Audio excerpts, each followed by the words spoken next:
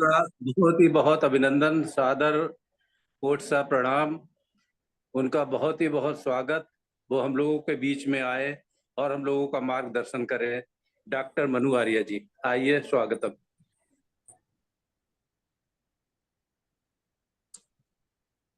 नमस्ते जी। नमस्ते जी, नमस्ते।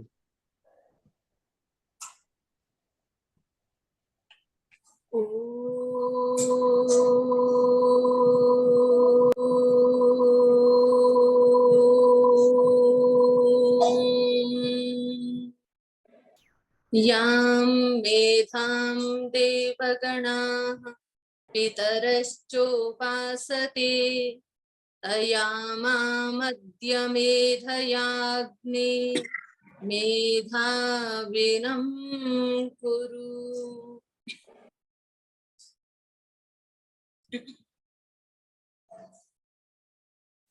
सम्माननीय इस ऑनलाइन व्याख्यान माला के संयोजक जी श्री लखन आर्य जी तथा इस ऑनलाइन व्याख्यान माला को सभी तक पहुंचाने में सतत अपनी सक्रिय सहभागिता प्रदान कर रहे समस्त गणमान्य धार्मिक धर्म प्रेमी सज्जनों, मेरे से पूर्व माता दया आर्या जी ने तथा माता ईश्वरी देवी जी ने बहुत ही अच्छा भजन प्रस्तुत किया, जो कि आज का हमारा जो विषय है आत्मा का उत्थान और पतन, इससे मिलता जुलता है। और किस ओर तेरा जीवन यूं ही जा रहा है, इस पर आपने बहुत ही अच्छे अपने विचार रखे। अब आज का जो विषय है उसकी ओर आती हूँ।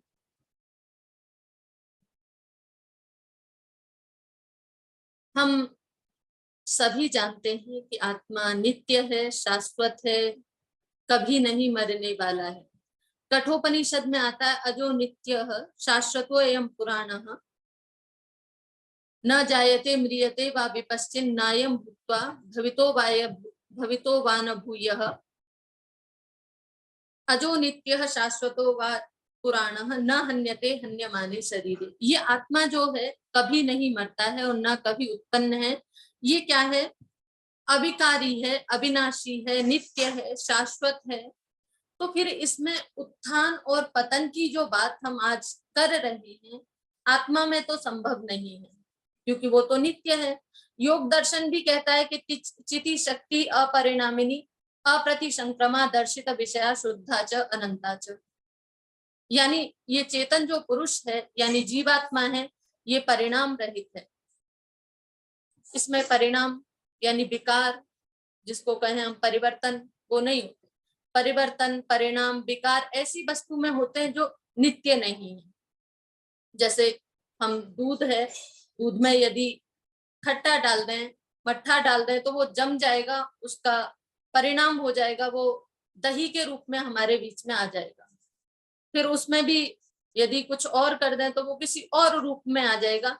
तो जो अनित्य वस्तुएं हैं, जो विकारी वस्तुएं हैं, उनमें विकार होता है, लेकिन आत्मा तो अविकारी है, इसमें विकार नहीं होता। ये चेतन है, क्योंकि परिणामी जो है, जिसमें परिणाम होते हैं, वो प्रकृति है। और प्रकृति का ही ये विकार जो हम देख रहे हैं, ये समस्त संसार उस प्रकृति का ही विकार है, जितना भी जड़ जगत है।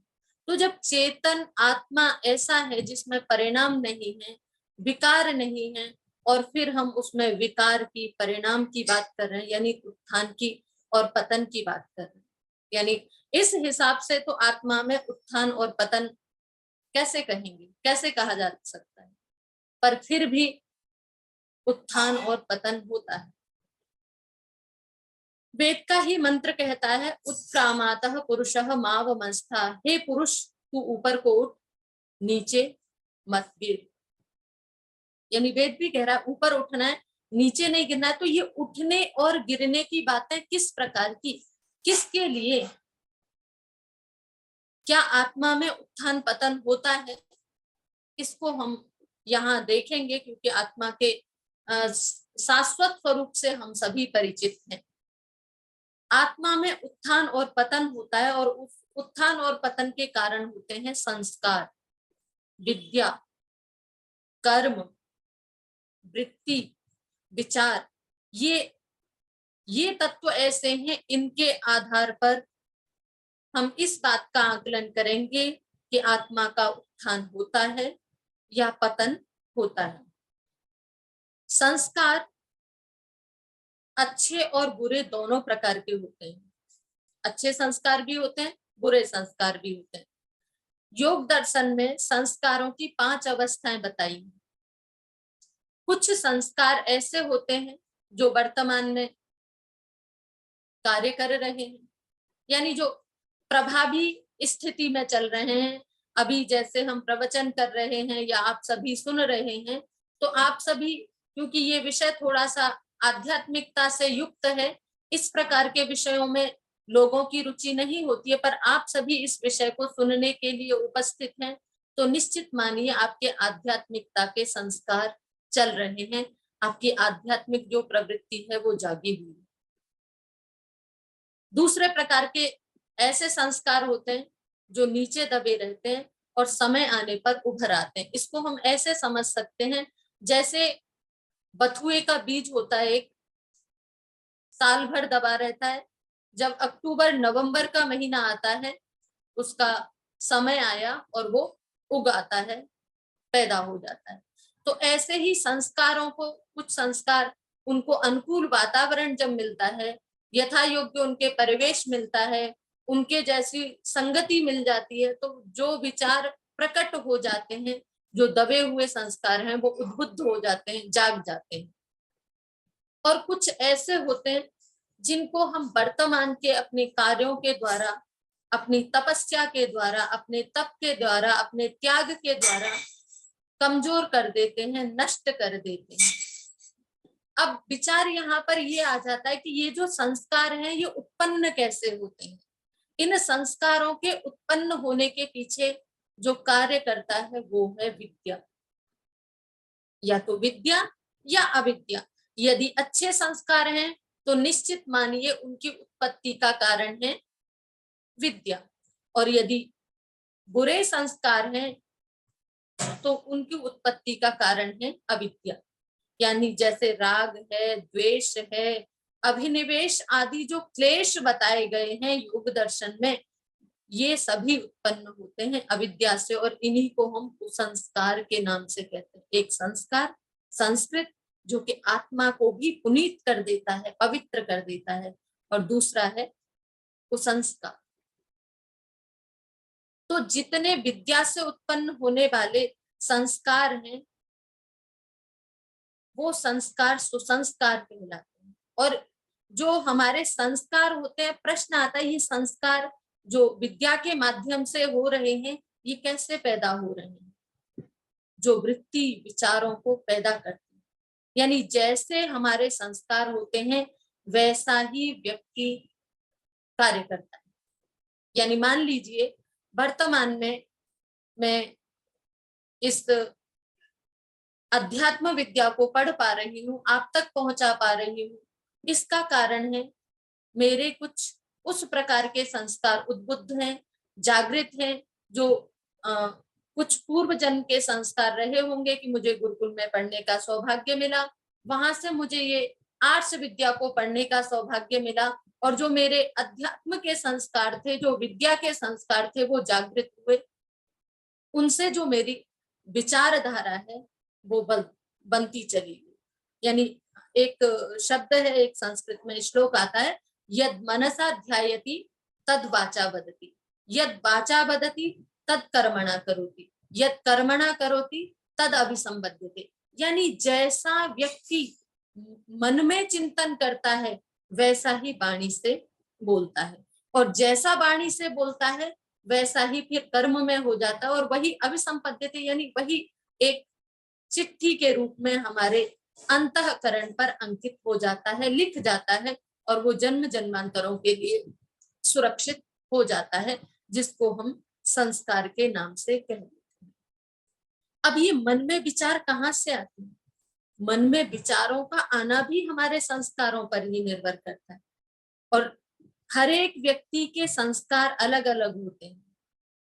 जैसे मान लीजिए हम वर्तमान में जो उत्थान पतन की जो संभावना करते हैं, वो किसके आधार पर आकलन करते हैं? यानी हम उन्नति अवनति को जो सोचते हैं कि इसकी उन्नति हुई, उसकी अवनति हुई, इसका आकलन क्या होता है?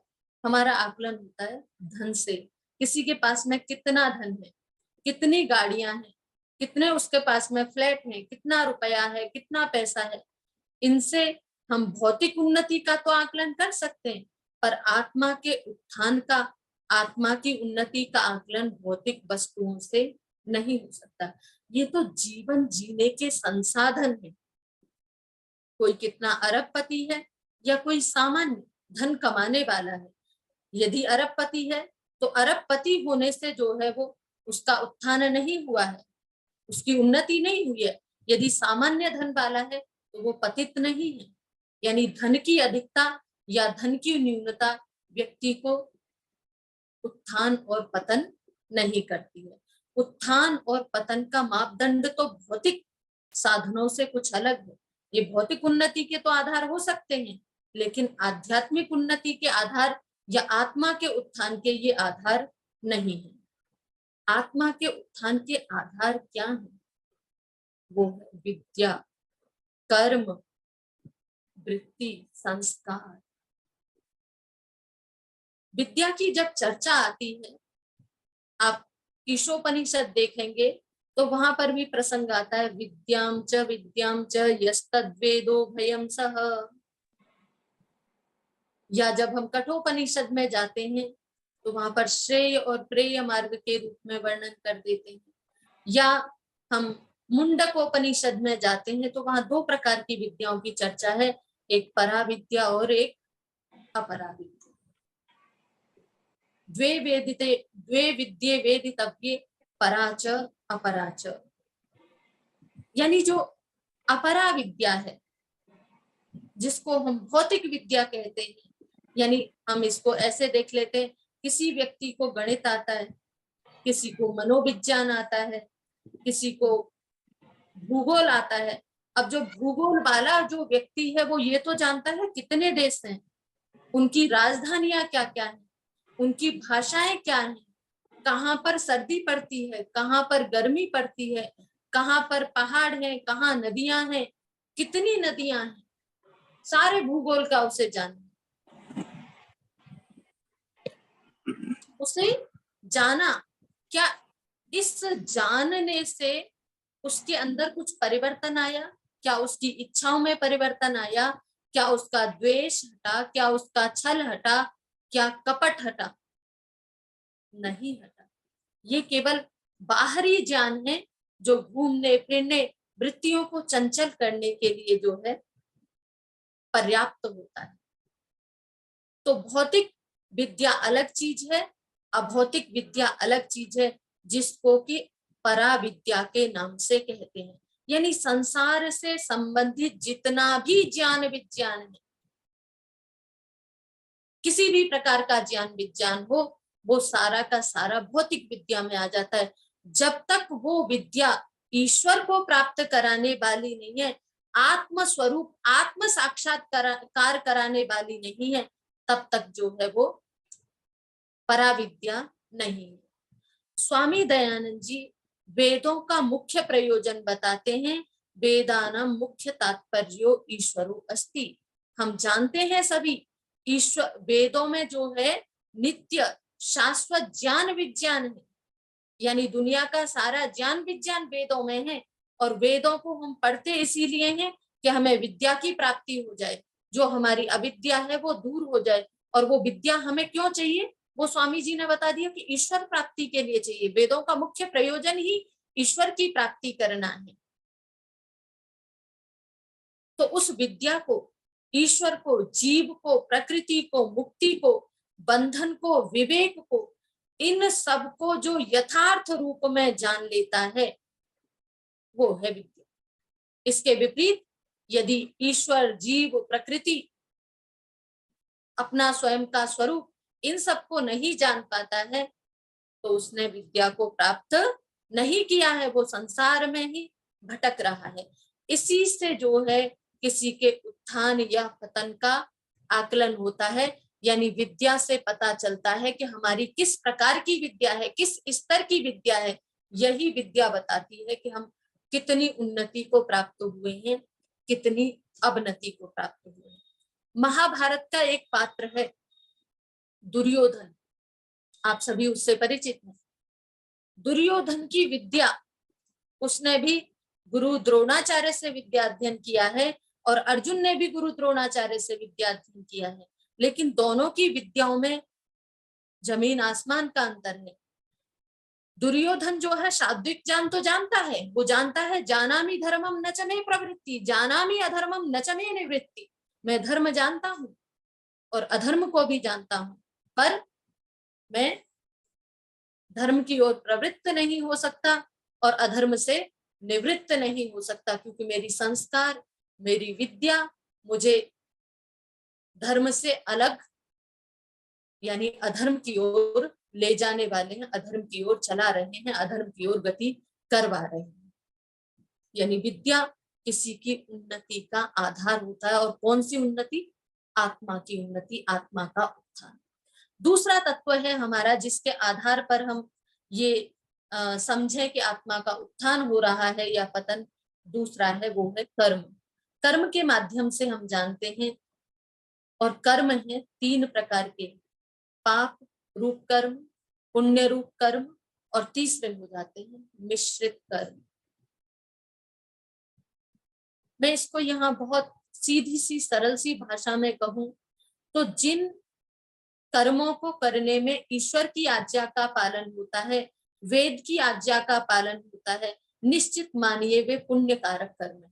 यानी ऐसे कर्म जो वेदाज्ञानुकूल हो, जिससे प्रकृति के नियमों का उल्लंघन ना होता हो, वे पुण्य कर्म है। और इसके विपरीत जो ईश्वर की आज्ञा के विपरीत जाते हैं, वे पाप रूप कर्म है। अब व्यक्ति कौन से कर्म कर रहा है, ये कर्मों के आधार पर निर्भर करता है कि उत्थान होगा या पतन। एक व्यक्ति है, युद्ध के मैदान में खड़ा हुआ है और दुनिया का सर्वश्रेष्ठ धनुर्धर है, लेकिन युद्ध के मैदान में सगे संबंधियों को देख करके बिल्कुल कांप रहा है। कहता है सीदंती मम गात्राणि, क्लैब्यम, मेरे अंदर अकर्मण्यता आ गई है, मेरे हृदय कांप रहे हैं।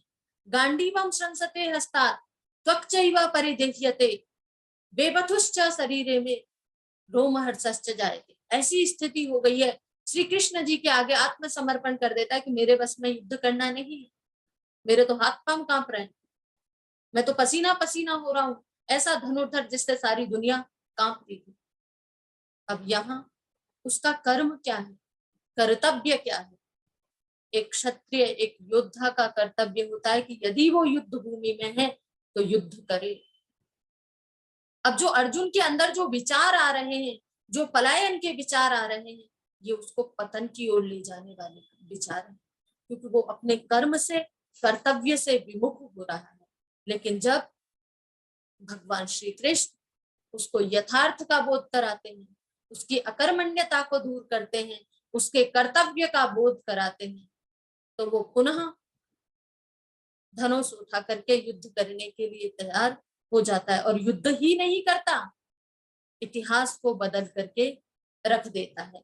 ऐसा जो कर्तव्य कर्म का जो निश्चय है, क्या हमें करना है, कौन से कर्म करेंगे तो हम पुण्य की ओर जाएंगे, कौन से करेंगे तो हम पाप की ओर जाएंगे। एक समय ऐसा आया भारत में जब क्षत्रियों को अहिंसा का पाठ पढ़ा दिया गया, और उस अहिंसा के पाठ का परिणाम आज तक हम भुगत रहे हैं। क्षत्रियों ने जब अहिंसा धर्म को स्वीकार किया तो विदेशियों ने आकर के हमारी संस्कृति, हमारे संस्कार, हमारी सभ्यता को पद्दलित कर दिया। यानी क्षत्रिय के लिए अहिंसा नहीं है। युद्ध भूमि में क्षत्रिय को हिंसा धर्म का पालन करना है। राष्ट्र की रक्षा, राष्ट्र के गौरव की रक्षा का जो है पालन, वो क्षत्रिय के हाथ में है। यदि क्षत्रिय उस समय अपने कर्तव्य से डिग जाता है तो निश्चित मानिए वो पतन के रास्ते पर गतिशील हो गया।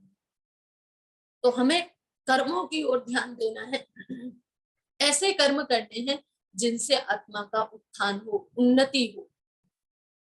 ऐसे कर्म नहीं करने हैं जिनसे आत्मा का पतन हो। यज्ञ करना है। यज्ञ के करने से जब हम वेद मंत्रों का वाचन करते हैं, इदं न मम की भावना के साथ में यज्ञ में स्वाहा स्वाहा करके आहुतियां देते हैं, ये मेरा नहीं है, ये मेरा नहीं है, हे प्रभु ये तुम्हारा ही है, ये सब कुछ तुम्हारा दिया हुआ है। इस भावना के साथ में जब कर्म किया जाता है तो वो निश्चित मानिए पुण्य को प्राप्त कराने वाला होता है। जब हम दुकान पर बैठते हैं, 100 रुपए की चीज को जब हम 500 रुपए में बेच रहे होते हैं तो निश्चित मानिए हम अधर्म कर रहे हैं, हम पाप कर रहे हैं। जब हम किसी के हित को मार रहे हैं तो निश्चित मानिए हम पाप कर्म कर रहे हैं। एक आकलन हुआ आत्मा की उत्थान और उन्नति को देखने का कर्म का। तीसरा आकलन का आधार है और वो है वृत्ति, विचार। इनके आधार पर भी हम आत्मा की उन्नति या पतन को देखते हैं, आकलन कर सकते हैं। प्राय हम लोक में उन्नति शब्द का प्रयोग करते हैं उत्थान के लिए, पर यहाँ यदि हम उत्थान के लिए उन्नति शब्द का और पतन के लिए अवनति शब्द का प्रयोग करते हैं तो ये ठीक नहीं रहेगा। उन्नति और अवनति शब्द जो है ये केवल भौतिक अर्थों में प्रयोग किए जाते हैं, यानी सांसारिक और भौतिक यदि है तो वहां पर उन्नति है, वहां अवनति है, लेकिन आत्मा के साथ में उत्थान और पतन ही होते हैं। अब हम उत्थान और पतन का आकलन कैसे करेंगे? हमारे पास में उत्थान और पतन का आकलन करने का एक माध्यम है और वो है मन। ये मन जो है ये सबको नियंत्रित करने वाला है और मन में दोनों प्रकार का सामर्थ्य, कहते हैं ना, संकल्प विकल्प वृत्ति ही मन। मन जो है संकल्प और विकल्प वृत्ति वाला है। यानी योग दर्शन में कहा है व्यास ऋषि ने, चित्त नाम नदी उभयता वाहिनी बहती कल्याणाय बहती पापाय च। चित्त नाम की ये जो नदी है ये दोनों ओर बहने वाली है। ये कल्याण की ओर भी बहती है और अकल्याण की ओर भी बहती है, जिसको हम पाप कहते हैं। जो कल्याण की ओर बहती है वो क्या होती है? उन्नति को कराने वाली होती है, और जो पाप की ओर बहती है वो विवेक विषय निम्ना होती है, जिसमें विवेक खत्म हो जाता है, विषयों का स्रोत बना हुआ होता है, विषय विज्ञान के चक्कर में फंसा हुआ होता है। जब चित्त विषयों के वशीभूत होगा तो वो निश्चित पाप को प्राप्त कराएगा। और यहाँ एक बात और ध्यान देने की है, चित्त जड़ है और आत्मा चेतन है। चित्त जड़ साधन, आत्मा चेतन साधन, और आत्मा ही चित्त का प्रयोक्ता भी है। पर चित्त का प्रयोग करेगा कैसे? ईश्वर ने हमें ये जो भी साधन दिए हैं, आंख है, नाक है, कान है, इंद्रियां है, चित्त है, बुद्धि है, इनको प्रयोग करने के लिए हमें स्वतंत्र छोड़ दिया। अब इनको कैसे प्रयोग करना है, इस प्रयोग की स्वतंत्रता हमारे ऊपर। यानी हम इनका प्रयोग उत्थान के लिए करें या पतन के लिए करें। हम प्रतिदिन संध्या करते हैं। हमारी जो वैदिक व्यवस्था है इसमें हमारी दिनचर्या बड़ी अच्छी है। हम सुबह ही प्रातः काल ही उठते ही वेद मंत्रों का वाचन करते हैं। ओम प्रातरग्निम प्रातरिंद्रम हवामहे प्रातर्मित्रा वरुणा प्रातरश्विना। फिर हम संध्या करते हैं, फिर यज्ञ करते हैं। संध्या में एक मंत्र आता है, पहला ही मंत्र है ओम शन्नो देवीरभिष्टय आपो भवन्तु पीतये संयोरभिस्रवन्तु नः। अब इस मंत्र में जो है दो शब्द आए हैं, एक अभिष्टि शब्द आया है और एक पीति शब्द आया है।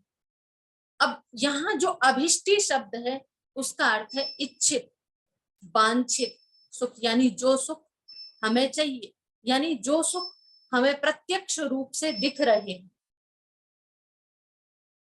जो भी संसार के हैं, भोजन है, भोजन में सुख दिखाई दे रहा है हमें, निद्रा है, निद्रा में सुख दिखाई दे रहा है, घूमने फिरने में हमें सुख दिखाई दे रहा है। ये है अभिष्टि, जिनके पीछे सारी दुनिया पागल हुई पड़ी है, वो अभिष्टि। और दूसरा है पीति। पीति क्या है? यानी मुक्ति का सुख। इन दोनों की उद्देश्य की प्राप्ति के लिए जो है यहाँ हम भगवान से, परमपिता परमात्मा से प्रार्थना कर रहे हैं कि मेरे अभिष्टि और पीति, ये जो दोनों सुख हैं, इनके लिए आप मेरे ऊपर सुख की वर्षा कीजिए। सन्नो देवी रविष्ट, सम हो जाइए, मेरे लिए कल्याणकारी हो जाइए। मैं संसार में दरिद्र होकर के ना जीऊं, ऐश्वर्य से पूर्ण साधन संपन्न होकर के जीऊं। और केवल साधन संपन्न होकर के नहीं जीना है, साथ में एक विशेषण और दे दिया है, पीति भी है, आध्यात्मिकता से भी युक्त रहना है। यानी मैं संसार के पदार्थों का उपभोग तो करूं, लेकिन संसार के पदार्थों का उपभोग करते हुए आपको ना भूल जाऊं। ये जो भी कुछ है ये आपका दिया हुआ है, इस बात को मैं प्रतिपल स्मरण रखूं। और संध्या में ही एक मंत्र और आता है। संध्या के जब हम अंत की ओर चल जाते हैं तो वहां पर एक मंत्र और आता है, हे ईश्वर दयानिधे भवत् कृपयानेन जपोपासनादिकर्मणा धर्मार्थ काम मोक्षाणाम सद्यः सिद्धिर्भवेन्नः। अब यहाँ पर जो प्रार्थना की है वो क्या है? धर्मार्थ काम मोक्षाणाम सद्यः सिद्धिर्भवेन्नः। हे ईश्वर दयानिधे, हे दयालु, हे कृपालु, हे जगन नियंता परमपिता परमात्मा, आपकी दया से क्या हो? धर्म अर्थ काम मोक्ष, इनकी मुझे सिद्धि हो जाए, इनके लिए प्रार्थना की गई है। अब ये धर्म अर्थ काम मोक्ष, ये चारों जो वस्तुएं हैं, ये चारों जो चीजें हैं, इनकी सिद्धि कैसे होगी? और जब इनकी सिद्धि होगी तभी निश्चित मानिए आत्मा का उत्थान होगा। यदि इनमें से एक भी गड़बड़ है, एक का भी ग्राफ ऊपर नीचे जा रहा है, धर्म ऊपर चला गया, अर्थ नीचे चला गया, अर्थ ऊपर चला गया, मोक्ष नीचे रह गया, एक का भी ग्राफ में ऊंचा नीचा गड़बड़ हुई तो निश्चित मानिए हम सद्य सिद्धिर भवेन्नः तक नहीं पहुंच पाएंगे। जो हमारा आत्मा का उत्थान है वो नहीं हो पाएगा। देखिए, एक यहाँ पर थोड़ा सा मैं ध्यान आकृष्ट करना चाहूंगी।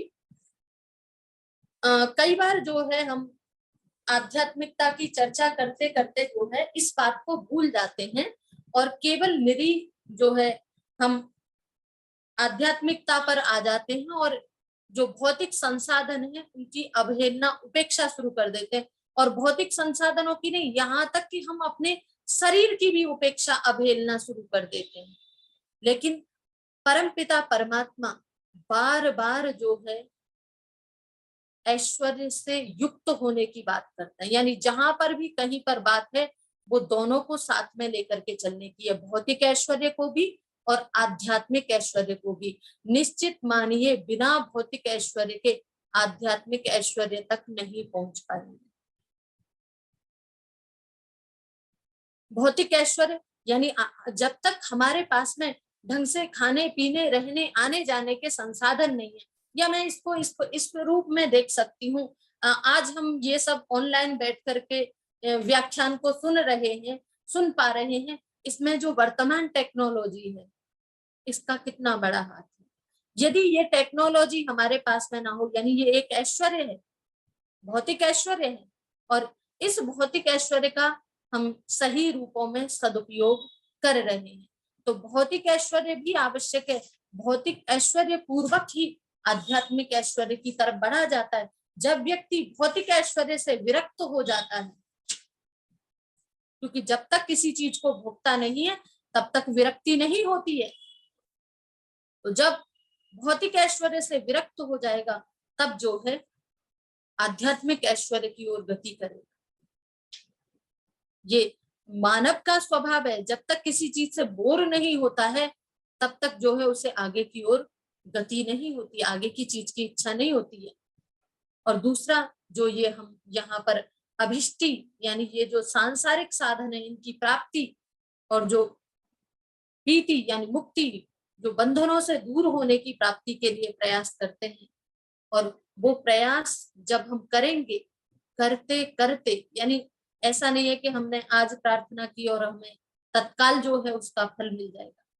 सतु दीर्घ काल निरंतर सत्कारा से दृढ़ भूमि, हमें निरंतर बहुत लंबे समय तक जो है सत्कार पूर्वक श्रद्धा पूर्वक जब इनका सेवन करेंगे तभी जो है हमें दोनों प्रकार की उन्नति की प्राप्ति हो पाएगी। और दोनों की सिद्धि होती कैसे है? दोनों की सिद्धि का साधन है धर्म। इसीलिए पुरुषार्थ चतुष्टय में धर्म अर्थ काम मोक्ष 4 चीजें हैं, पर उसमें सबसे पहला तत्व जो है वो धर्म को रखा है। और धर्म क्या है उसको बताते हैं, यतो अभ्युदय निश्रेयस सिद्धि सधर्म, जिससे अभ्युदय और निश्रेयस दोनों की सिद्धि होती है वही धर्म है। जिसको कि संध्या में अभिष्टि और अपीति नाम से, अभिष्टि और पीति नाम से कहा है, वही अभ्युदय है और वही निश्रेयस है। अभ्युदय यानी अभिष्टि और निश्रेयस यानी पीति। धर्म एक ऐसा साधन है जिसके माध्यम से हम अपने आत्मा का उत्थान कर सकते हैं। धर्म की जितनी सरल परिभाषा वैदिक शास्त्रों में मिलती है उतनी सरल परिभाषा किसी भी दुनिया के मतांतर जितने भी चले हुए हैं वहां पर कहीं पर भी धर्म की उतनी सरल परिभाषा नहीं मिलती। क्या है धर्म की परिभाषा? धारण करना, धीयते इति धर्म, जो धारण किया जाता है, जिससे धारण किया जाता है, किसको धारण किया जाता है, किसको धारण करना चाहिए, जो चीजें धारण करने योग्य है। अब जब हम धारण करते हैं किसी भी चीज को, मार्केट से खरीदते हैं, तो सबसे पहले जो है हम उसकी प्रामाणिकता को देखते हैं ना, टैग किस कंपनी का है, ये सबसे पहले उसी को, टैग को ही चेक करते हैं। तो ये जो धर्म है जिसको हम धारण करने की बात कर रहे हैं, कौन सा धर्म धारण करने योग्य है? तो इसमें जिसका स्रोत ईश्वर से है, यानी जो ईश्वर से प्राप्त है वही धर्म जो है धारण करने योग्य है।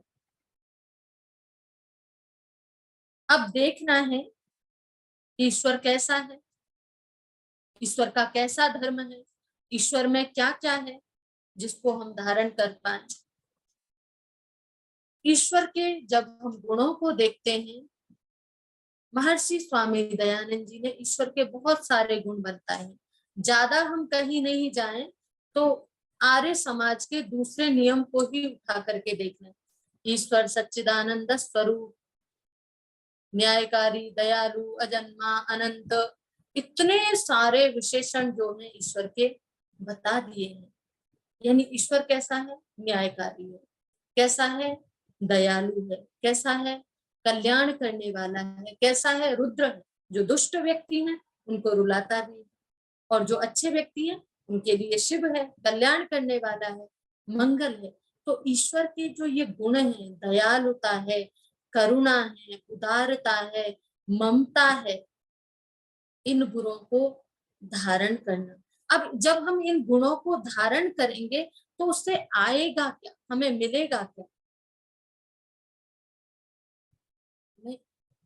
क्योंकि ईश्वर के गुण कर्म स्वभाव अच्छे हैं, उत्तम है, उसकी विद्या अच्छी है, क्योंकि वो सच्चिदानंद स्वरूप है, सच्चित आनंद है। हम तो केवल चित हैं, यानी उसके पास में आनंद भी है। वो सर्वज्ञ है, हम अल्पज्ञ हैं, हमारे सामर्थ्य और उसके सामर्थ्य में बहुत अंतर है।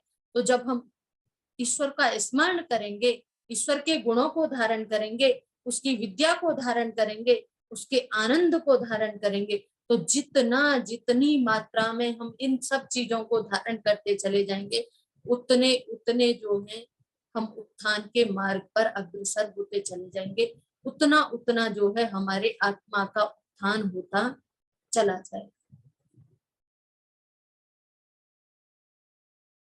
तो इस संसार की हम मतलब लोक में देखते हैं, कोई व्यक्ति किसी के जैसा बनना चाहता है, यानी जो जिसका रोल मॉडल होता है उसके जैसे बनने का प्रयास करता है। जब उसके जैसा बनने का प्रयास करता है, सबसे पहले वो व्यक्ति उसके वेशभूषा को कॉपी करता है।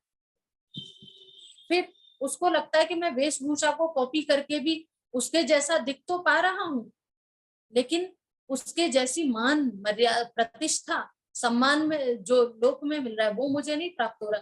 फिर वो देखता है उसके अंदर और क्या चीजें हैं जिनको धारण करने से मैं उसी की जैसी सम्मान को प्राप्त कर सकूं, उसी के जैसे यश को प्राप्त कर सकूं, उसी के जैसे प्रतिष्ठा को प्राप्त कर सकूं। फिर वो देखता है उसकी कार्यशैली क्या है, वो कौन से कार्यों को किस हिसाब से करता है, वो लोगों के साथ में कैसे बातें करता है, उसकी दिनचर्या क्या है। फिर वो उसको फॉलो करना शुरू करता है, और जैसे जैसे वो उसका अनुकरण शुरू करता है, वैसे वैसे वो उन्नति की ओर अग्रसर होना शुरू हो जाता है। तो यहाँ पर हमें अपना रोल मॉडल, क्योंकि हमें आत्मा का उत्थान करना है, भौतिक उन्नति करनी है तो हम मुकेश अंबानी को अपना रोल मॉडल बनाएंगे, लेकिन हमें उन्नति क्या करनी है, हमें तो आत्मा का उत्थान करना है। तो उसे हमारा रोल मॉडल कौन है, हमारा रोल मॉडल है ईश्वर। तो उसके जो गुण कर्म स्वभाव हैं उनको हम धारण करें, और ईश्वर से विद्या को धारण करना है। इससे क्या होगा, हमें आनंद की प्राप्ति होगी, और जहां आनंद होता है, जहां ईश्वर से विद्या प्राप्त होती है, वहां पर उत्साह बढ़ता चला जाता है। हर चीज के अंदर आनंद की प्राप्ति होने लग जाती है, और जितना जितना हम ईश्वर के समीप में जाते हैं, उतना उतना हमारा उत्साह बढ़ता चला जाता है, और उतना उतना हम और भी चीजों को, और भी गुणों को धारण करते चले जाते हैं। जितना हम ईश्वर के गुणों को धारण करेंगे, उतना ही जो है हमारा उत्थान होता रहेगा। अब ईश्वर के गुणों को, ईश्वर के कर्मों को, ईश्वर के स्वभावों को हम धारण किस माध्यम से कर पाएंगे, उसके लिए महर्षि स्वामी दयानंद जी ने बहुत ही अच्छी व्यवस्था बनाई है। जब हम यज्ञ करते हैं, यज्ञ करने में सबसे पहले हम ईश्वर स्तुति प्रार्थना उपासना मंत्रों का वाचन करते हैं। यानी वहां महर्षि स्वामी दयानंद जी बहुत ही आसानी से बता रहे हैं, ईश्वर की स्तुति करो, प्रार्थना करो, उपासना करो। स्तुति होगी, प्रार्थना होगी, उपासना होगी। जितनी अच्छी स्तुति, जितनी अच्छी प्रार्थना, जितनी अच्छी उपासना, उतने ही अच्छे परमात्मा के गुणों का स्मरण होता चला जाएगा। यानी परमात्मा के जो गुण हैं, परमात्मा के गुणों का जो स्मरण है, वही स्तुति है। जो ईश्वर के अंदर गुण विद्यमान है, बार बार हम उनको आवृत्ति कर रहे हैं। जब हम किसी चीज की बार बार आवृत्ति करते हैं, बार बार दोहराते हैं, वो हमारा संस्कार बन जाता है। वो कहते हैं ना, भाई ये तो बचपन का संस्कार है, ये नहीं जाएगा, वो अमिट छाप हो जाती है। तो उतनी ही जितनी स्तुति होगी, उतनी ही ईश्वर के प्रति प्रीति होगी, उतना ही उससे प्रेम बढ़ेगा, और जहां प्रेम बढ़ता है, वहां निश्चित मानिए अपने आप धारण करने की विचारधारा आती चली जाती है, और वो गुण हम अपने अंदर धारण करते चले जाते हैं। जब प्रीति होती है, फिर हम उससे प्रार्थना करते हैं, क्योंकि स्तुति तो हम कर चुके, जो हम उसके गुणों को स्मरण कर रहे थे, फिर उससे प्रार्थना करते हैं कि ये गुण मेरे अंदर आ जाए। पहले पुरुषार्थ करना है, यानी प्रार्थना हमेशा पुरुषार्थ पूर्वक होनी चाहिए। इससे क्या होता है, प्रार्थना करने से क्या होता है, हमारे अंदर जो अभिमान के भाव हैं वो नहीं जागृत होते।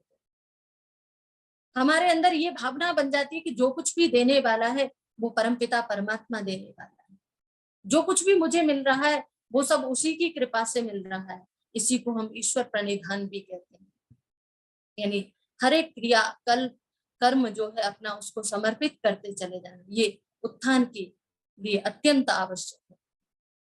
और जब तक हम किसी के समीप में नहीं जाएंगे तो उससे हमें उस वस्तु की, उस पदार्थ की प्राप्ति होने वाली नहीं है। इसीलिए कहा उपासना, समीप में जाना, उसके समीप में बैठना, उसके सामीप्य को, उसके सानिध्य को प्राप्त करना है। जैसे हम अग्नि के समीप में जाते हैं तो अग्नि का जो गुण है उष्णता, वो हमें प्राप्त होने लग जाता है। जब हम जल के पास में जाते हैं तो जल का स्वभाव शीतलता, वो प्राप्त होने लग जाता है। और जब हम कभी किसी दुष्ट दुर्जन व्यक्ति के पास में जाते हैं तो दुष्ट दुर्जन व्यक्ति की जो बुरी वृत्तियां हैं, बुरा व्यवहार है, वो हमें प्राप्त होने लग जाता है। और वो भी ना मिले तो अपयश तो निश्चित प्राप्त हो ही जाता है उसके पास में बैठने मात्र से। तो ईश्वर के गुण, कर्म, स्वभाव, इनको क्या करना है, हमें अपने अंदर धारण करना है। और जितना जितना हम धारण करते चले जाएंगे उतना उतना हम उत्थान के मार्ग पर अग्रसर होते चले जाएंगे। प्राय करके हम सोचते हैं, व्यक्ति सोचता है कि मुझे उत्थान करना है, उन्नति करना है। अब ये उत्थान उन्नति कराएगा कौन? क्योंकि हम सहयोगी ढूंढते हैं, कोई भी काम करना होता है तो हम ये ढूंढते हैं कि ये इस कार्य में मेरा कौन सहयोग करेगा। कोई बालक है, वो बड़ों को देखता है, माता पिता को देखता है, गुरुजनों को देखता है, उनसे सहयोग लेता है। लेकिन ये जो पथ है, इस पथ पर मार्गदर्शक, सहयोगी मिलना, अनुकूल वातावरण मिलना, ये आवश्यक नहीं है कि हमें इस पथ पर चलने के लिए अनुकूल वातावरण मिले। महर्षि स्वामी दयानंद जी बहुत अच्छे उदाहरण है हमारे पास में। गुरु की खोज, कितने लंबे वर्षों तक, कितने सालों तक गुरु की खोज में भटकते रहे। अंत में जाकर के बहुत प्रयास, बहुत पुरुषार्थ के बाद में गुरु मिले। और सबको गुरु मिल जाए ये आवश्यक भी नहीं, काफी बाधाएं आती है। लेकिन क्या हम उन्नति करना, उत्थान करना छोड़ दें? हमें अनुकूल वातावरण नहीं मिलेगा, अनुकूल परिस्थितियां नहीं मिलेगी, सहयोगी नहीं मिलेंगे तो क्या आत्म उत्थान छोड़ दें? क्या ये हमें अनुकूल वातावरण मिल जाए, अच्छे माता पिता मिल जाए, सगे संबंधी मिल जाए, सहयोगी मिल जाए, गुरु मिल जाए, क्या इनके मिलने मात्र से किसी व्यक्ति का उत्थान होगा, किसी के आत्मा का उत्थान होगा? आवश्यक नहीं है। तो आत्मा का उत्थान कैसे हो सकता है? उसके लिए स्वयं पुरुषार्थ करना है। गीता में भगवान श्री कृष्ण कहते हैं, उद्धरेत आत्मना आत्मानम नात्मानम अवसादेत आत्मैव ह्यात्मनो बंधु आत्मैव रिपुरात्मना। उत्थान करना है तो हे अर्जुन, अपने लिए स्वयं खड़ा हो। आत्मा ही स्वयं की उन्नति कर सकता है। यानी आत्मोन्नति के लिए स्वयं पुरुषार्थ करना पड़ेगा। आप सोचे, मेरे एक दो सहयोग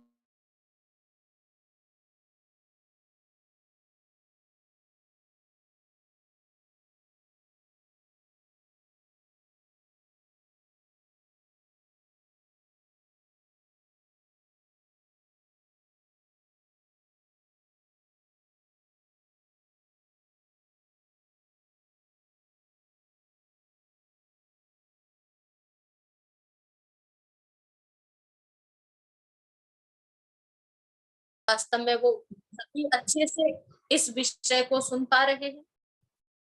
बहुत सारे जो है सुन रहे होंगे, बहुत सारे कुछ कुछ काम करते हुए इसको सुन रहे होंगे। यानी जिसका जैसा पुरुषार्थ, जैसी समय की अनुकूलता है, उस हिसाब से कार्य कर रहा है। और जो सुन भी रहे हैं, आवश्यक नहीं है वो उसका उतना पालन भी करेंगे। तो हमें अपनी आत्मोन्नति के लिए प्रयास करना है, पुरुषार्थ करना है।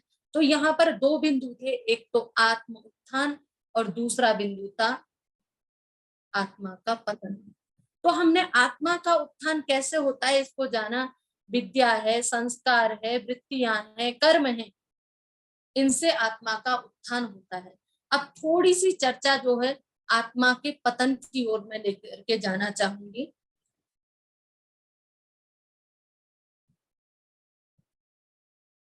पतन होता क्या है, कैसे होता है?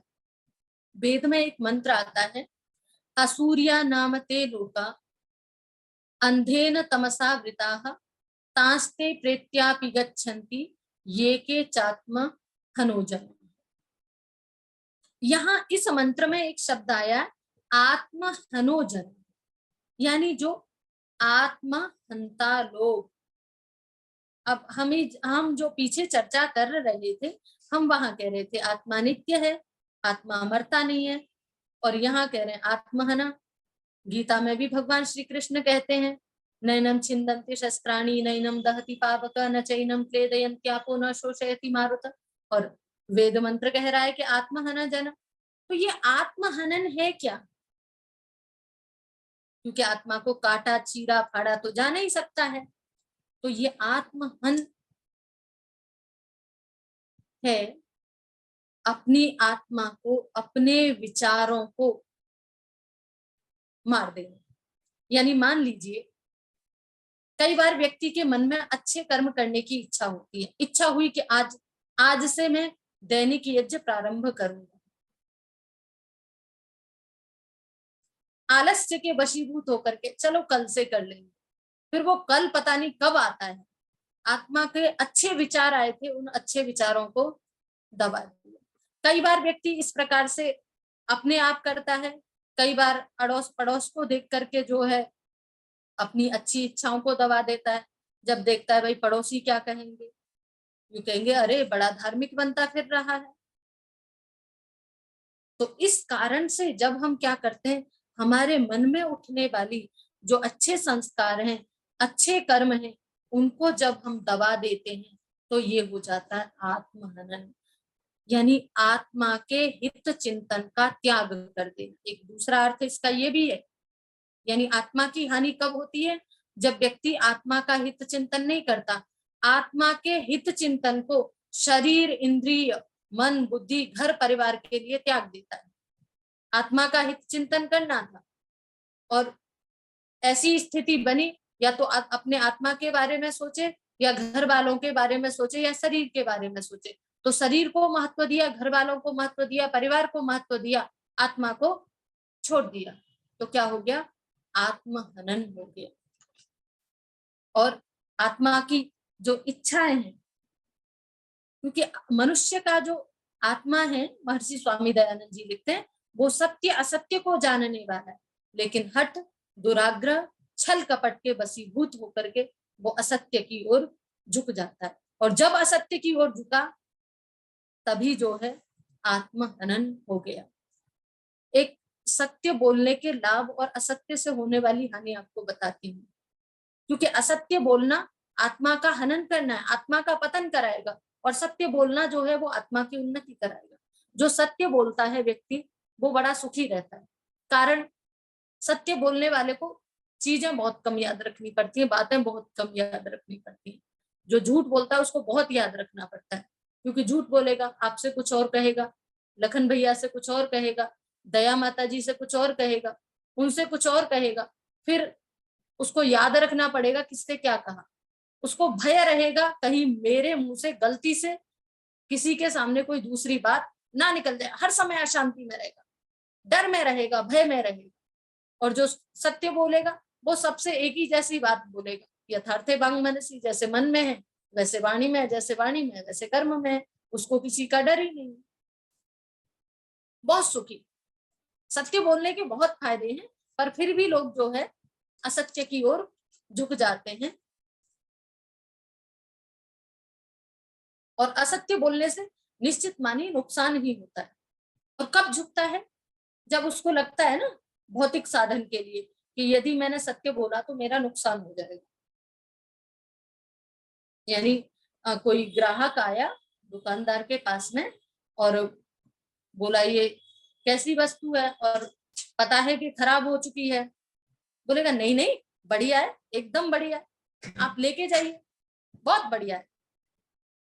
उसको पता है ये खराब है और हानि करने वाली है, लेकिन लोभ के वशीभूत होकर के असत्य बोल दिया।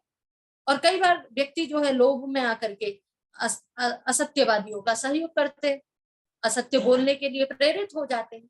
और जहां जहां असत्य होगा, जहां जहां लोभ होगा, वहां ईर्ष्या होगा, वहां द्वेष होगा, और कुछ न करता हुआ भी व्यक्ति जो है पतन के दलदल में फंसता ही चला जाता है। और जहां जहां ऐसे ऐसे कर्म होते हैं वहां वहां वो अपने संस्कारों को मार देता है। कौन से संस्कार? सात्विक संस्कार। क्योंकि हमारे अंदर 3 ही प्रवृत्ति है ना, एक सत्व, एक रज और एक तम। हम अपने तामसी वृत्ति के संस्कारों से, क्रोध से, अविद्या से सतोगुण के संस्कारों को दबा देते हैं, और जब जब ऐसा करते हैं तब तक जो है हमारे तामसिक विचार और बढ़ जाते हैं, तामसिकता की ओर व्यक्ति चला जाता है, और जहां तामसिकता की ओर गति हुई वहीं आत्महनन शुरू हो जाता है। और आज के व्यक्ति की जो प्रवृत्ति हो गई है वो ऐसी हो गई है, उसको असत्य बोलने से कोई फर्क ही नहीं पड़ता, यानी वो तो क्या है, दिनचर्या का, जीवन का एक हिस्सा बन गया। ये न केन प्रकारेण जीना है, जैसे मर्जी जीना है। वो एक विचारधारा सुनी होगी ना आपने चारवाक की, यावत जीवे सुखम जीवे ऋणम कृत्वा घृतम पिबेत भस्मीभूतस्य देहस्य पुनरागमनम कुतो। ऐसे दौड़ रहे हैं लोग जैसे ये संसार दोबारा मिलेगा ही नहीं, ये भोग, ये विषय फिर कभी मिलेंगे नहीं। इतने उन्मत्त होकर के विषयों की ओर पीछे भागे जा रहे हैं। उसके लिए ये न केन प्रकार है, ब्याज लेना पड़े, ऋण लेना पड़े। वो पहले ऋणम कृत्वा घृतम पिबेत कहते थे कि कर्जा लेकर के घी पीना पड़े तो पियो। आजकल के लोग जो है जिस किसी भी प्रकार से झूठ बोलना पड़े, छल बोलना पड़े, जो भी कुछ विषय भोग मिल जाए उनका सेवन करना है। इसी मंत्र में जो हमने असूरिया नाम ते लोका बोला था, इसी मंत्र का पहला शब्द है असूरिया नाम। असुर, असुर कौन असुर? अरे वही जो प्राण पोषण में लगे हुए हैं, वो केवल इस शरीर को ही तृप्त करने में लगे हुए हैं, वही असुर है। और वही क्या है? आत्महंता लोग। जब भगवती सीता को रावण उठा करके ले जाता है, हम उनको असुरी कहते हैं ना, वो सीता से 3 ही शब्द कहता है, भुंक्ष्व, पिबस्व, रमस्व, खाओ पियो मौज करो, जो हम आज बोलते हैं। यानी आज प्रत्येक व्यक्ति में आसुरी प्रवृत्ति नजर आती है। वो खाओ पियो मौज करो, इसी प्रवृत्ति की ओर दौड़ लगा रहे, भागे जा रहे हैं सारे। और ये प्रवृत्ति ऐसी है जो आत्मा को पतन की ओर ले जाती है, क्योंकि इस प्रवृत्ति में व्यक्ति छल कपट झूठ बेईमानी का सहारा लेता है, और ये सब पतन करने वाले हैं। और ये केवल छल कपट जो है अपने आप के साथ में नहीं करता, माता पिता के साथ में नहीं करता, राष्ट्र सबके साथ में जो है छल कपट कर बैठता है। और उसका परिणाम हम देख ही रहे हैं। आज का हमारा समाज जो उच्छृंखलता समाज में आई हुई है, जो भ्रष्टाचार व्याप्त दिखाई दे रहा है, उसका कारण यही है, क्योंकि हम आध्यात्मिकता से दूर हो चुके हैं। हमने आत्मा के उत्थान को नगण्य बना दिया है। आत्मा के उत्थान की ओर हमारा ध्यान ही नहीं। हमारा केवल परिणाम हम किसकी ओर देख रहे हैं? प्रत्यक्ष, जो हमें प्रत्यक्ष सुख मिलने वाला है, प्रत्यक्ष जो लाभ मिलने वाला है, उसकी ओर हमारा ध्यान है। जो पीछे से जो डंडा हमारे पीछे खड़ा हुआ है, उसकी ओर ध्यान ही नहीं है। हम ये देखते हैं मैंने ये काम किया और इस काम को मुझे किसी ने देखा नहीं, किसी ने दंड नहीं दिया, मैं बच गया। जो ईश्वरीय डंडा, उसको हम भूल गए। हम यहाँ लोगों की नजर से बच सकते हैं, लेकिन परमात्मा की नजर से नहीं बच सकते। तो हमें अपने आत्मा का उत्थान करना है, आत्मा की उन्नति करनी है। तो उसके लिए जो है हमें अपने संस्कारों को, अपनी वृत्तियों को सही करना होगा, अपने धर्म, अपने उद्देश्य की ओर सजग होना पड़ेगा। देखिए, पहले के जो हमारा वातावरण था, जो हमारा परिवेश था, और आज का हमारा वातावरण और परिवेश में काफी अंतर आ चुका है। पहले जो हमारी सामाजिक व्यवस्था थी वो धर्म के अनुकूल थी।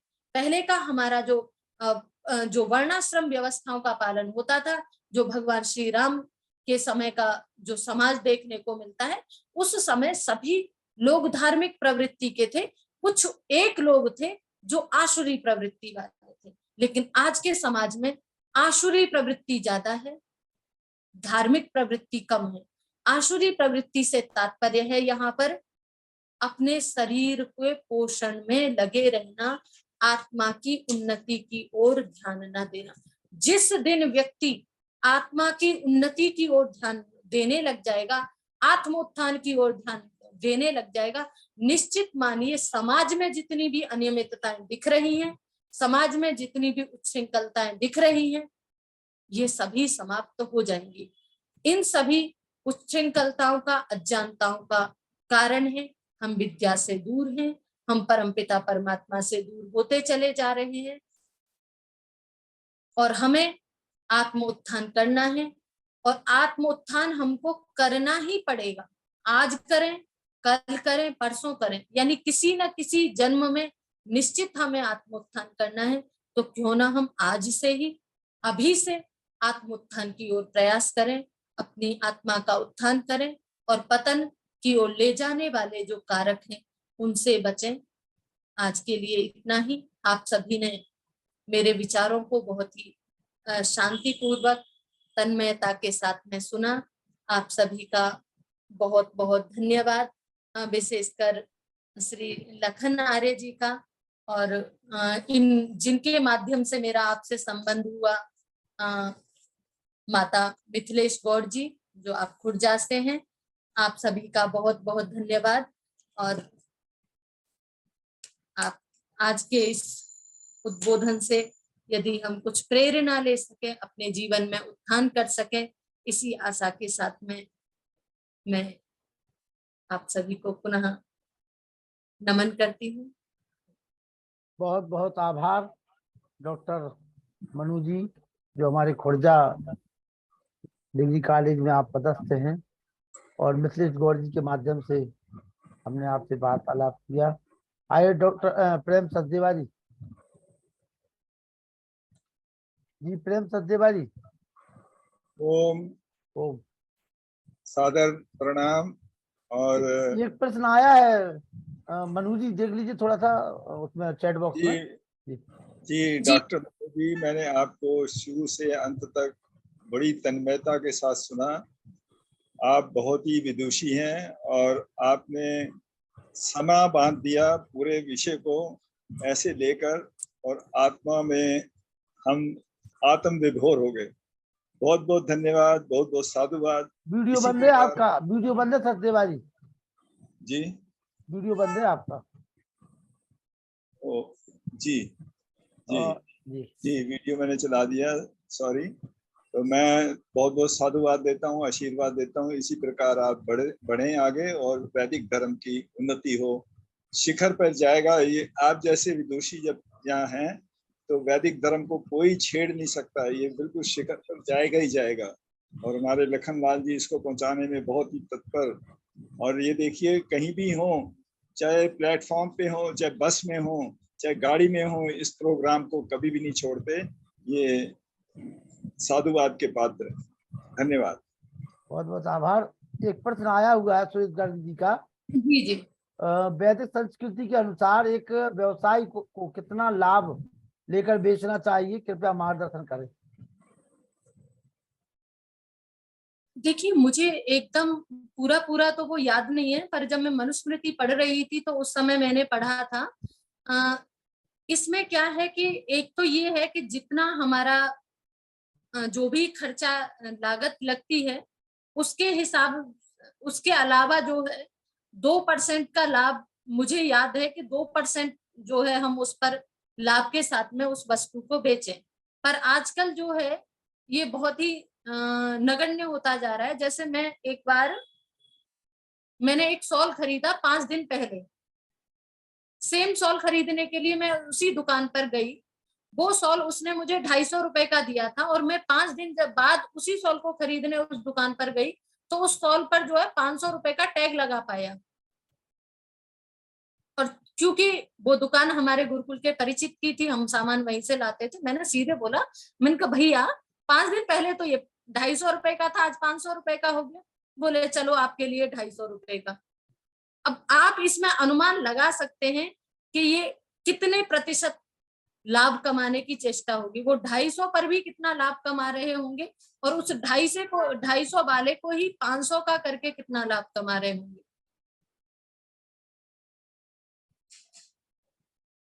इतना लाभ लेना है जो धर्म के अनुकूल जो है कि हमारा जितना खर्चा है वो है, हमारी मजदूरी निकल जाए प्लस 2% हम एक्स्ट्रा और ले लें। इतना मुझे याद है अभी। धन्यवाद। बाकी कल की कक्षा में कुछ और मैं देख पाई तो कल की कक्षा में इसको और विशेष बता दूंगी। आइए सम्मानित नरोला जी। आदरणीय देवी मनु आर्या जी, आपको सादर प्रणाम, आप सादर अभिनंदन।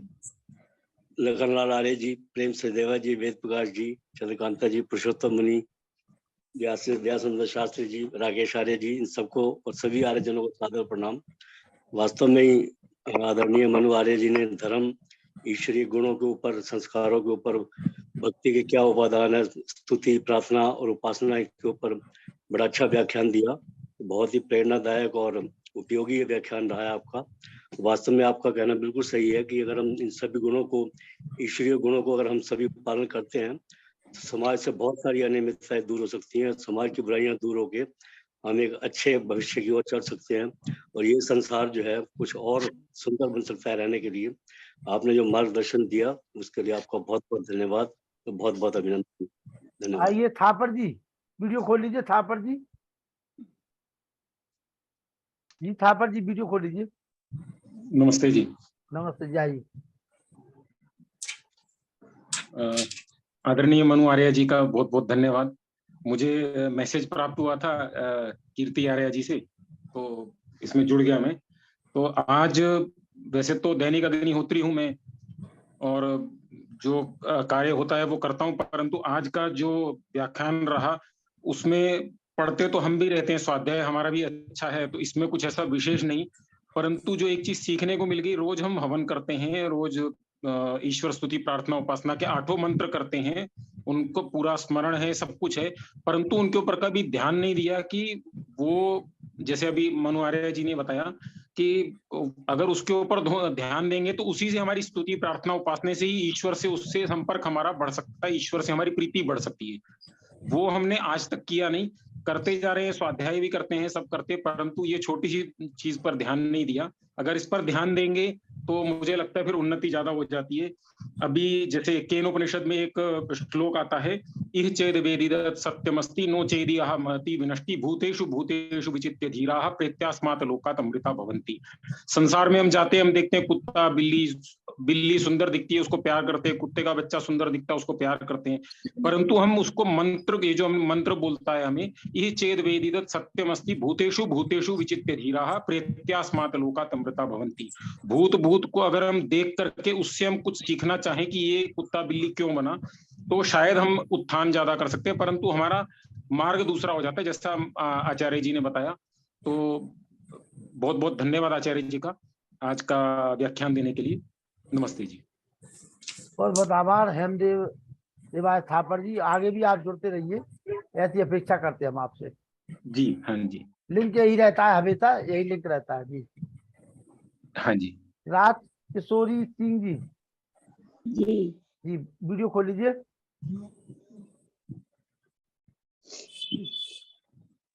बोलिए 2 शब्द।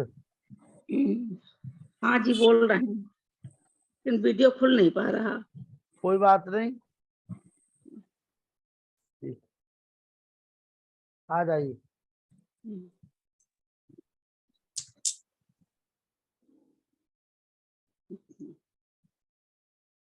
आइए डॉक्टर व्यासचंद्र शास्त्री जी। हाँ खुल गया आज ही रात। हाँ खुल गया। हाँ जी, आइए जी, बोलिए। बोलिए राजकिशोरी जी। जी जी, हम जब से आपने डाला है हम बहुत सुनते हैं, बहुत मुझे अच्छा लगता है, बहुत कुछ सीखने को मिलता है, इससे हम बहुत ज्यादा प्रेरित होते हैं। चलिए धन्यवाद। प्रेम सोनी जी नोएडा।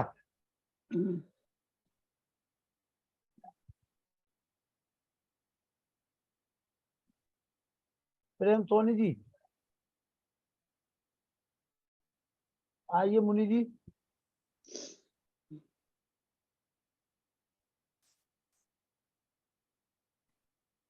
जी मुनि जी।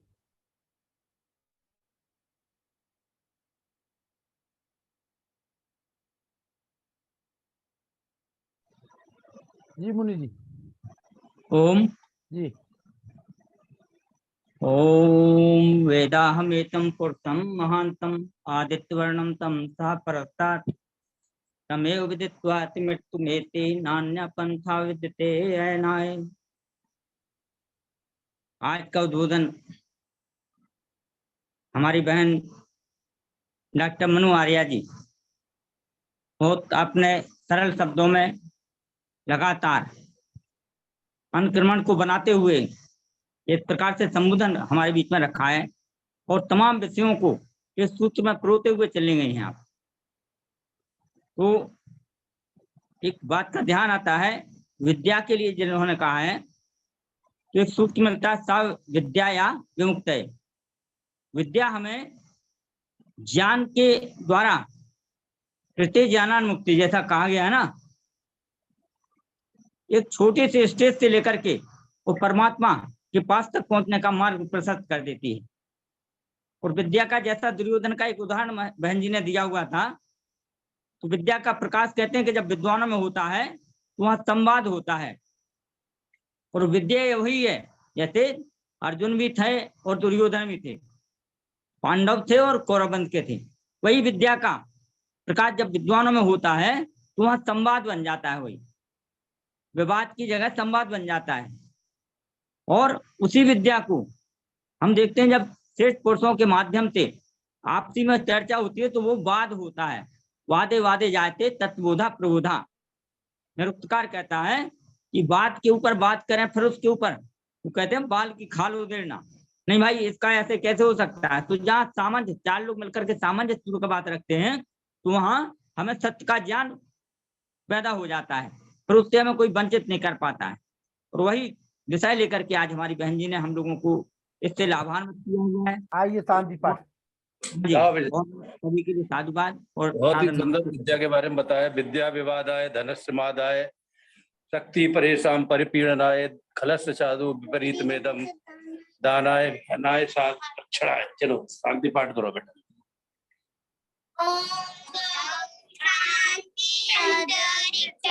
शांति पृथ्वी शांति रापा शांति रौद्रदया शांति वनस्पतया शांति विषेवा शांति ब्रह्म शांति सर्व शांति शांति लेना शांति श्यामा शांति रेडी ओम शांति शांति शांति।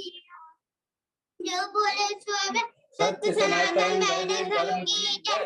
गुरु प्रभुपाद की जय। योगेश्वर महर्षि दयानंद की जय।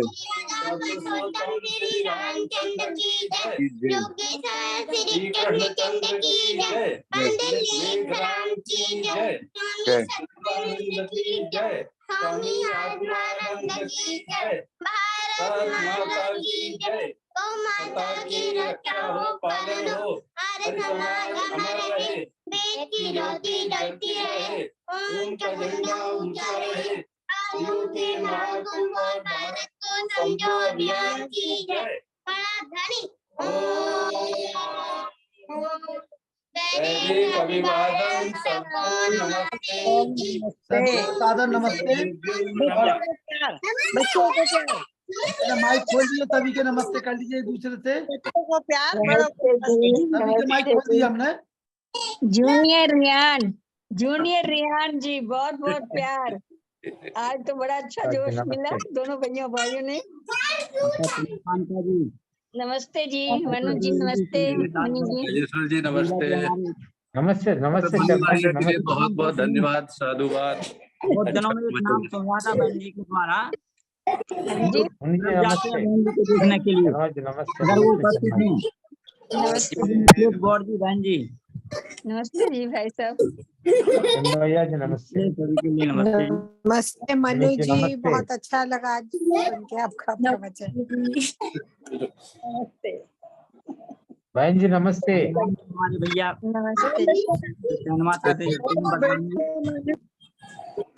बहुत अच्छा प्रवचन किया, बहुत बढ़िया बढ़िया बढ़िया बढ़िया। लाखन भैया नमस्ते। आनंद की जय। आज के आनंद की जय। पिट जाओगे तुम लोग।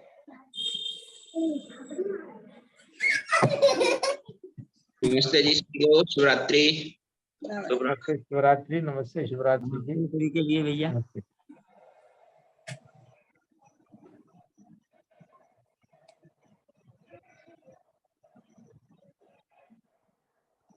ओम ओम नमस्ते मुनि जी। हाँ नमस्ते। नमस्ते भाई। बंद कर दो पीछे से। नमस्ते भाई। लखनलाल जी कहाँ खो गए? सो गए। लखन भैया ऑफलाइन हो गए। हाँ संबंधित व्यासनंदन शास्त्री जी को सादर नमस्ते जी। हमने कहा आप लोगों की नमस्ते हो जाए, हो गई नमस्ते। हो गए, हो हाँ, गए। लखन भैया नमस्ते। लखन भैया नमस्ते।